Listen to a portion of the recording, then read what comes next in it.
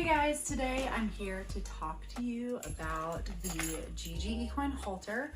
And I'm just gonna kind of show you like why you might want to consider getting one of these versus just a traditional halter, and also show you how the best way to get it adjusted for your horse. Most of the people that are buying these are getting them because you have a Houdini on your hands, and that's totally fine because we are the Houdini experts.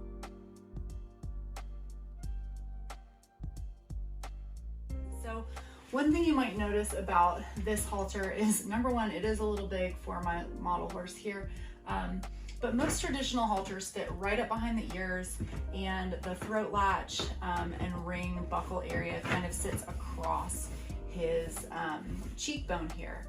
And the reason that this is not ideal is because it makes it very easy for him to pull all of this forward. And a lot of times what happens when you have a super Houdini is people will start to just tighten everything down and make it really, really tight. But what that does is when you tighten it, it actually pulls things forward because their head tapers down this way. So if the noseband's really tight and the crown piece is really tight, it's actually pretty easy for them to pull it this way.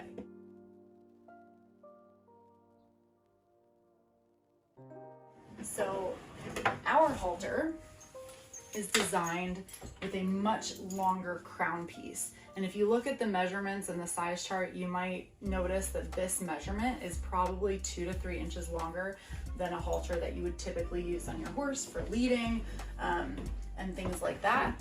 And that is by design. His ears don't bend forward. All right, so that was technically a large, probably closer to our warm blood size. And this is our horse size. And this is actually a pretty good fit for my model horse here.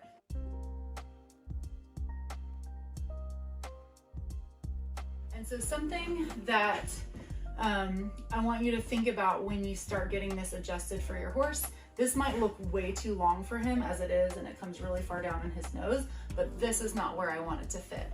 I want the crown piece, so it is almost, I like to use like my hand as a rule of thumb, a full hand behind his ears.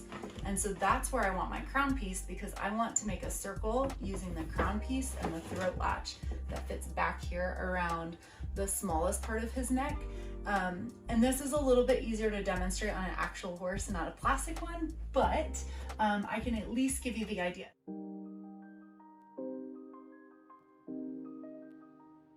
So the other cool thing about our halter is it has this adjustment under here, which most halters do not have. And once I've gotten the noseband where I can fit, you want like 2, maybe 3 fingers, because you want plenty of room for them to be able to open their mouths and chew. Once I have that adjusted and I have the 4 fingers, or actually whole hand, 4 inches back here, and I've made sure that my center face strap is looking like it's where I want it, then I'm going to worry about this adjustment. So the nice thing about this adjustment is it allows this buckle to slide forward or back, and it doesn't matter so much if this is a little droopy. What we want is we want this part to be snug back here, so that, and see, actually I've got a little too much space because I don't want him to be able to pull it forward. So what I'm going to do, sorry that was loud, and if he wasn't holding his head up so high, when he would stretch out and actually graze, it would make this part of his face longer, and so this wouldn't be so droopy. So again, if this was a real horse and he wasn't standing at attention, it would look more normal. But you just slide this slider buckle a couple inches, or I like to do an inch at a time. This gets really challenging once they've been wearing it for a little bit, so you might need like a hoof pick or something to kind of pick it out, and I actually have a video of me doing that. So now this is snug. I'm making a circle with my crown piece and my throat latch, and not only that, but this is smaller around than his head from his poll to the widest part of his cheek cheekbones, so I physically cannot pull it forward. So this kind of acts like a neck strap. It fits like where a cribbing collar would go, and I can actually tighten that down a little bit more. Or the other thing that I can do is, now that I'm back here, I can actually probably tighten the crown piece. And that's another way, like if this ended up being very droopy, I could slide this back forward and just continue to tighten the crown piece. I'm actually gonna see if I can get it one more. Nope, not quite. So to know that it is not too tight, because we obviously don't want them to be choking, when their head is down grazing, this is going to loosen a lot, because when their head is up high, everything's kind of high and tight. But you should be able to stick 2 fingers in sideways, this way, so like this. So it's snug. And then another way that you can test it, and it won't work on him because his ears don't bend down, but you can physically grab it and see if you can pull it forward over their head. And that will give you a pretty good idea. But this halter is fit really well for him. And if I wanted to get rid of this droopiness, I could slide that buckle forward just a little bit and then tighten the crown piece one hole. But I would prefer for this to be able to sit back further here, because I don't want it pulling everything forward if I do too much.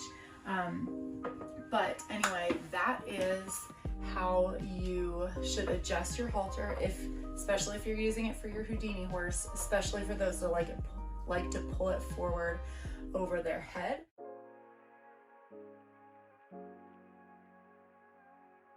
And I'll just touch on this center face strap sometimes. When we want to get this adjustment with it really far back, sometimes the center face strap won't adjust quite long enough to allow for that. So if that's the case and you have it adjusted as long as possible, you can actually remove this. If you feel like you really need the center face strap, you can actually harvest this hardware and find you a piece of 3/4 inch webbing and make it a little bit longer. We do have replacements in our store now that I believe are longer than the ones that come on the halters. So you can reach out to our customer service just to confirm.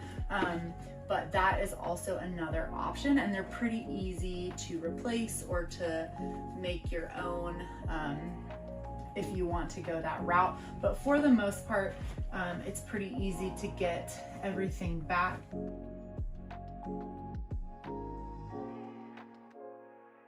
And if you're having trouble getting it adjusted and you want us to take a look, just take a picture of it. If we can see it directly from the side, kind of at their eye level, that's the best way that we're gonna be able to help you. And if you just kind of describe what's going on, like they're pulling it over their ear or they're getting it off this way or that way, then that will give us a really good idea of how to help.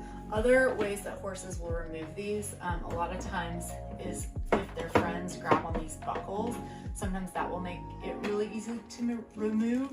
So make sure you're using this metal keeper, but I typically only use the clip to take it on and off. So I actually tape all the tails down because my horse is out with 3-year-olds and they like to chew on everything. So hope this was helpful, and send us your pictures. Even if you don't need us to tell you how it fits, we just like to see your horses. So happy grazing, and check out our YouTube channel for more sweet videos.